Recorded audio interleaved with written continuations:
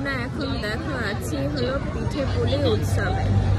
তো এই যে মেলাটা একবার তোমাদের দেখিয়ে দিই, চলো দেখতে থাকো। দেখো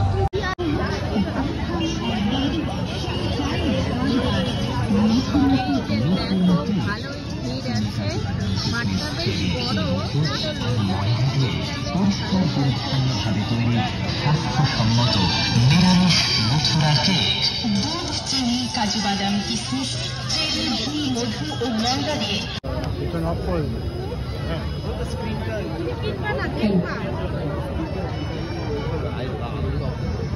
আমরা প্রস্তুত।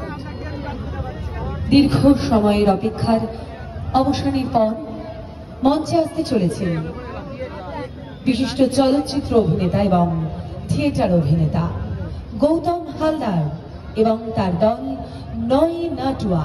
আসুন আরো একবার আমরা সবাই মিলে তার অভিনয় দেখে মুগ্ধ হই, আর আরো একবার আমরা তার অভিনয়ের প্রেমে পড়ি। তিনি মঞ্চে আসার আগে একটা ছোট্ট কথা বলতে চাই। তার একটি উপস্থাপনা দেখেছিলাম বহু বছর আগে, মেঘনাদ বধ কাব্য, কল্যাণী ঋত্বিক সদনে নাট্যোৎসব হয় ডিসেম্বর মাসে।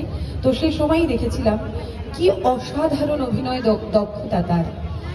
একটি ঘন্টা তিনি একা এক নাগারে কিভাবে এত বড় স্ক্রিপ্ট করতে পারলেন, না দেখলে আমরা বিশ্বাসই করতে পারবো না।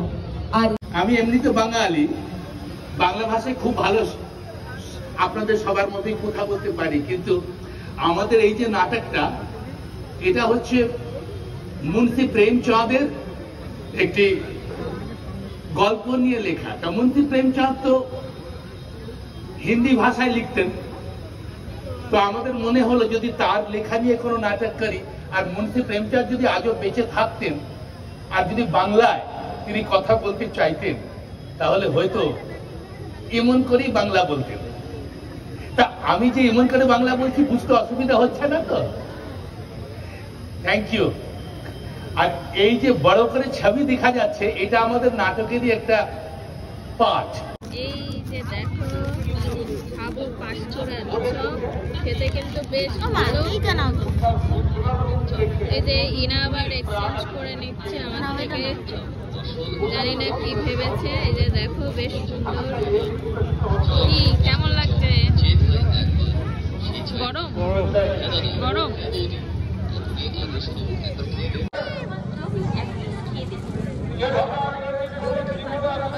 দেখো গরম ধোয়া উঠছে, চপ দিয়ে গরম ধোয়া উঠছে।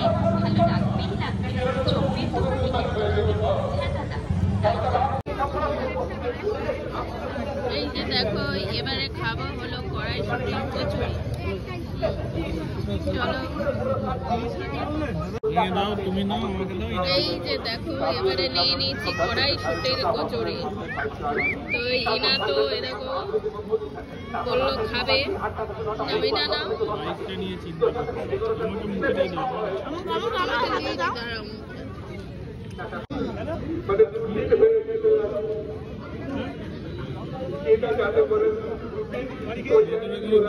নেই।